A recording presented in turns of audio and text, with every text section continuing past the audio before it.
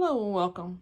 It is Kristen from Life of Crafting, and done some craft tours and tried to do some other videos with making things, and I'm feeling that I also need to show some of how I'm trying to organize the space that I'm now in. I have to do it like a final one since I've gotten the electric and I haven't done that yet. But anyway, last night I did a haul video and I showed a lot of Gina K and in another prior video that I had a paper tray ink cardstock haul.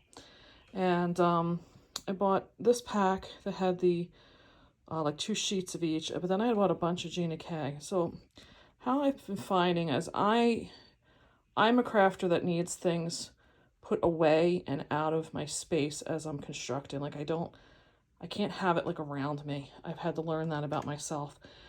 And one of the things I learned about from watching different people's videos was this waffle flowers swatch tag. And I find that for me, it is best to, if I want to, I'm in the middle of something and I want to see what is a color I want for cardstock, that other than dragging it all out, I have created these rings, and on the back of them I have put the brand and the name of it. And I also think best in rainbow instead of trying to do them in groupings. I know some people put them like groups of earth tones, and then they'll do like like bright colors and stuff. I don't think best that way. If I need a red, I want a red. So that's how I think. So this is where I've come up with these rings. I still did drag these out again for my Stampin' Up! Papers because I had a lot of Stampin' Up! Papers. And one of my goals is oh God, yeah, here's my broken chair that still needs to get repaired. I do have anticipations of keeping some of the Stampin' Up! Papers, but I'm hoping that at some point I'm going to pretty much like squeeze, like use this down and not have as much. And then the one up top was some Hobby Lobby papers, the reds, the craft, and the greens that I buy a lot of bulk. This is my non-extra heavyweight cardstock, meaning this is the stuff I will use for stamping or layering. That's white or cream. But what I've done was I've used this waffle flowers swatch tag. I'll die cut them all out, and then you just buy these rings at like a Hobby Lobby type of thing. I've gotten them online, so they're pretty easy. And then for me, I have the swatches I'll hang on my Calyx door system. I've got Hobby Lobby. I have shimmer papers of Hobby Lobbies.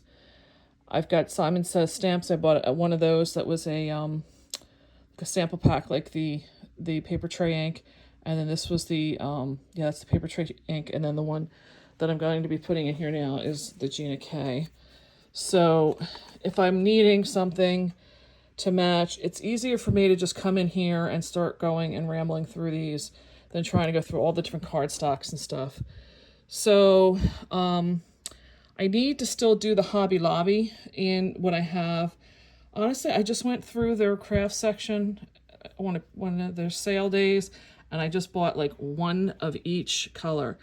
I will recommend that you have to look at the 12 by 12 and the 8.5 by 11 because there are some colors in the 12 by 12 or vice versa that aren't offered. And then, like I said, they had all the shimmer papers, and I bought one of each of those during one of the sales to cut them all out, so I have them here. And like I said, if I'm looking for a blue, it's easier for me to just come through here, and then I have enough of a piece of paper there that I can hold up and try and find what is going to be what I need.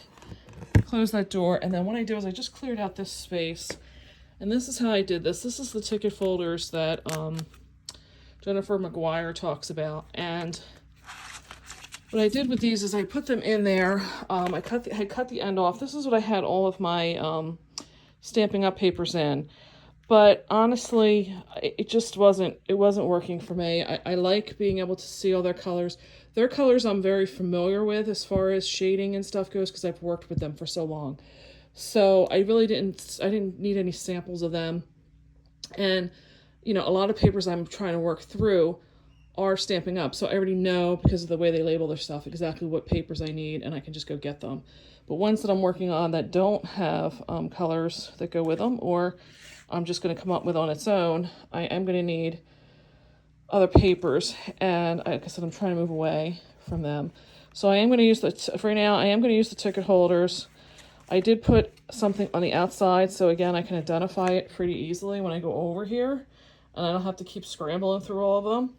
So this was a very old Stampin' Up tag punch, the old whale tails they called it.